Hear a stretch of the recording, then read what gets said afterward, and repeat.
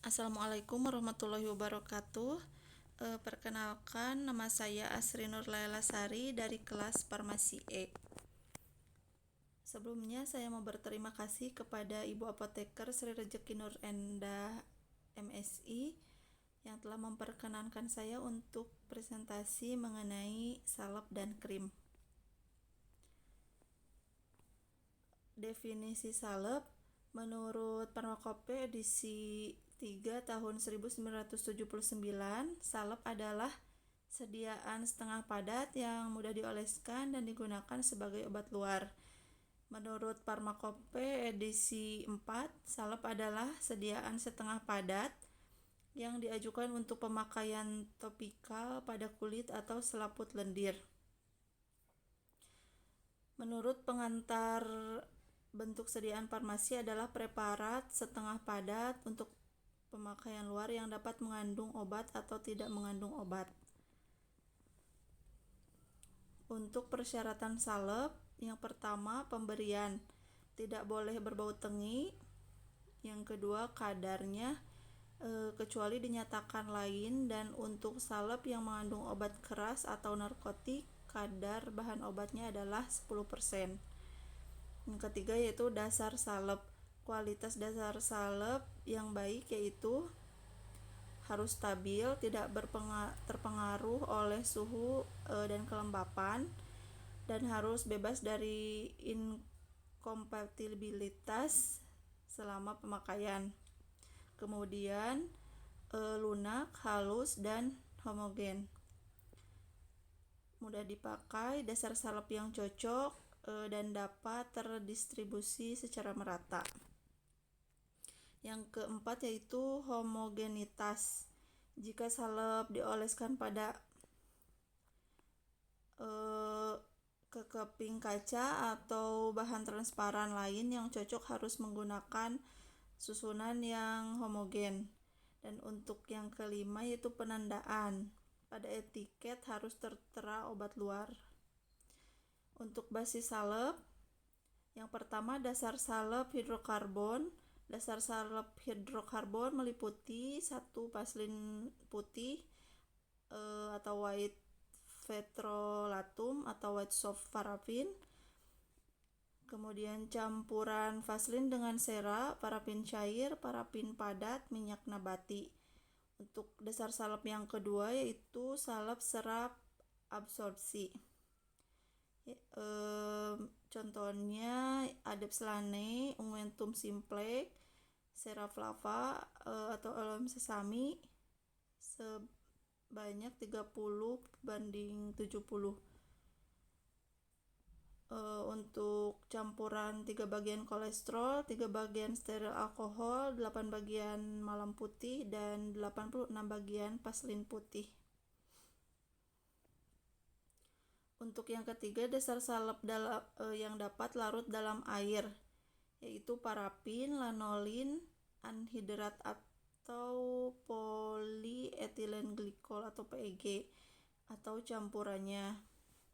Yang keempat dasar salep yang dapat dicuci dengan air yaitu emulsi minyak dalam air, vanishing cream, emulsifying wax, emulsifying ointment BP, hydrophonic ointment. Kemudian faktor yang diperhatikan dalam pemilihan dasar salep yaitu yang pertama laju pelepasan bahan obat dari dasar salep. Yang kedua peningkatan absorpsi bahan obat secara perkutan dengan adanya dasar salep. Yang ketiga itu kemampuan melindungi kelembapan dari kulit. Yang keempat stabilitas obat dalam dasar salep. Kemudian yang kelima interaksi dan yang terjadi antara bahan obat dengan dasar salep atau pengentalan. Kemudian untuk cara pembuatan salep itu yang pertama, peraturan salep pertama yaitu zat-zat yang dapat larut dalam campuran lemak dilarutkan ke dalamnya. Jika perlu dengan pemanasan rendah, yaitu kampora, mentol, penol, timol, guaiacol. Yang peraturan kedua yaitu jika tidak ada peraturan lain, bahan-bahan yang larut dalam air dilarutkan lebih dahulu ke dalam air asalkan jumlah air yang digunakan dapat diserap seluruhnya oleh basi salep dan jumlah lain yang dipakai dikurangkan dari basi salepnya. Untuk peraturan salep yang ketiga, yaitu bahan-bahan yang sukar atau hanya sebagian dapat larut dalam lemak dan air harus diserbukan lebih dahulu, kemudian diayak dengan pengayak nomor 60. Untuk pengaturan salep yang keempat, yaitu salep yang dibuat dengan jalan mencairkan, campurannya harus digerus sampai dingin. Ada beberapa metode untuk pembuatan salep, yaitu yang pertama metode pelelehan zat pembawa dan zat khasiat dilelehkan bersama dan diaduk sampai membentuk fase yang homogen. Yang kedua yaitu metode triturasi zat yang tidak larut dicampurkan dengan sedikit basis yang akan dipakai atau dengan salah satu zat pembantu, kemudian dilanjutkan dengan penambahan sisa basis. Yang ketiga yaitu salep yang dibuat dengan peleburan. Dalam cawan porselen, salep yang mengandung air tidak ikut dilelehkan tetapi diambil bagian lemaknya atau airnya ditambahkan terakhir. Bila bahan-bahan dari salep mengandung kotoran, maka salep-salep yang meleleh perlu dikolir atau disaring dengan kasa. Dilebihkan 10-20%. Untuk keuntungan salep, yang pertama dapat diatur dengan gaya penetrasi, kemudian dengan memodifikasi basisnya. Yang ketiga itu kontak sediaan dengan kulit lebih lama, kemudian lebih sedikit mengandung air sehingga sulit ditumbuhi bakteri, karena kalau misalkan lembab biasanya rentan ditumbuhi bakteri. Lebih mudah digunakan tanpa alat bantu. Kemudian untuk kekurangan salep, yaitu yang pertama terjadi lengket, terutama dengan sediaan basis lemah tak jenuh. Terbentuk kristal atau keluarnya fase padat dan basisnya. Kemudian terjadi perubahan warna. Biasanya kalau perubahan warna, kalau misalkan kita sudah membuka tutupnya atau membuka kemasannya, biasanya kalau sudah terkontaminasi dengan udara biasanya akan berubah warna. Ini adalah salah satu contoh resep dari salep. Tetrasiklin HCl 2%, hidrokortison asetat 2,5%, unguentum simplexnya 10. Dan untuk perhitungan resepnya, tetrasiklin 2/100 dikali 10 hasilnya 0,2 gram. Kemudian hidrokortison asetat 2,5/100 dikali 10 hasilnya 0,25 gram. Kemudian unguentum simplexnya 10 gram. Basisnya serap kelapa 30/100 dikali 10 hasilnya 3 gram. Untuk olem sesamenya 7/100 dikali 10 hasilnya 7 gram. Untuk pelabelannya yaitu labelnya berwarna biru, etiketnya berwarna biru yang bertuliskan obat luar. Kemudian tidak boleh diulang tanpa resep dokter karena ada obat keras. Untuk selanjutnya definisi krim. Menurut Pharmacope edisi 3, krim adalah bentuk sediaan setengah padat berupa emulsi mengandung air tidak kurang dari 60% dan dimaksudkan untuk pemakaian luar. Dan untuk menurut Pharmacope edisi 4, krim adalah bentuk sediaan setengah padat mengandung satu atau lebih bahan obat terlarut atau terdispersi dalam bahan dasar yang sesuai. Kemudian menurut Pornas, krim adalah sediaan setengah padat berupa emulsi kental mengandung air tidak kurang dari 60% dan dimaksudkan untuk pemakaian luar.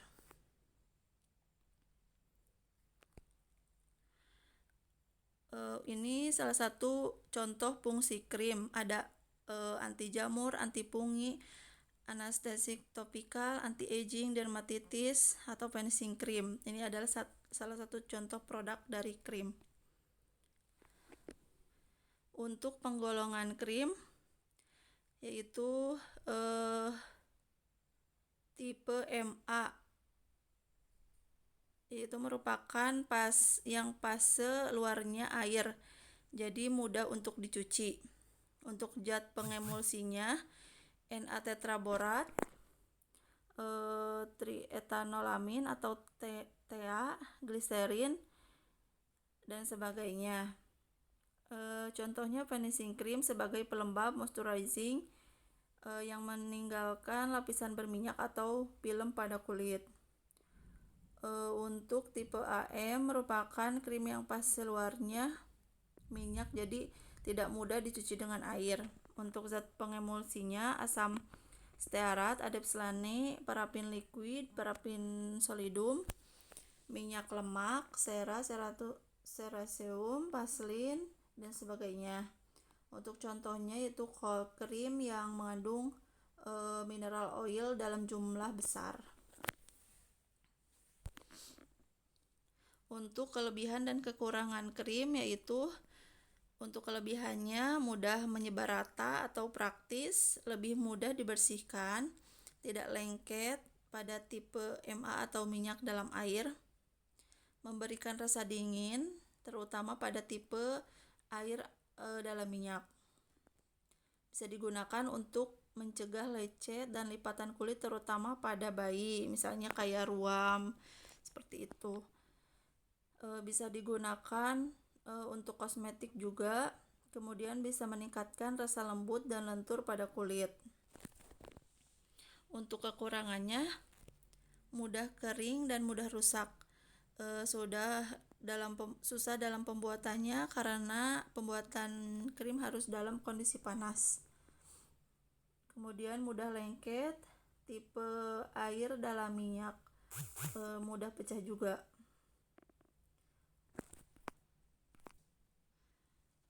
Ini adalah contoh resepnya.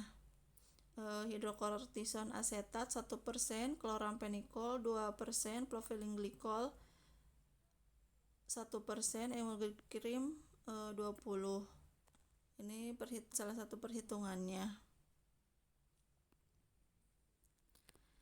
Untuk prosedur pembuatannya, disiapkan alat dan bahan, setarakan timbangan, timbang bahan, panaskan mortir, kemudian dilebur emulgit dan oleum sesame sampai mencair. Kemudian larutkan chloramphenicol dengan propylene glycol, aduk hingga larut, tambahkan air panas. Kemudian campurkan nomor 1 dan 2 dalam kontak panas, gerus sampai membentuk massa krim. Didinginkan. Masukkan hidrokortison dan gerus sampai homogen. Kemudian setelah itu masukkan ke dalam wadah dan beri etiket dan label. Untuk penandaan dan pengemasan dan penyimpanan krim, yaitu untuk pengemasan krim biasanya dikemas baik dalam botol, tube, ataupun dalam pot. Wadah berwarna gelap atau buram biasanya digunakan untuk krim yang mengandung obat pekat terhadap cahaya. Tube dari krim kebanyakan dikemas dalam tube kaleng dan dilipat.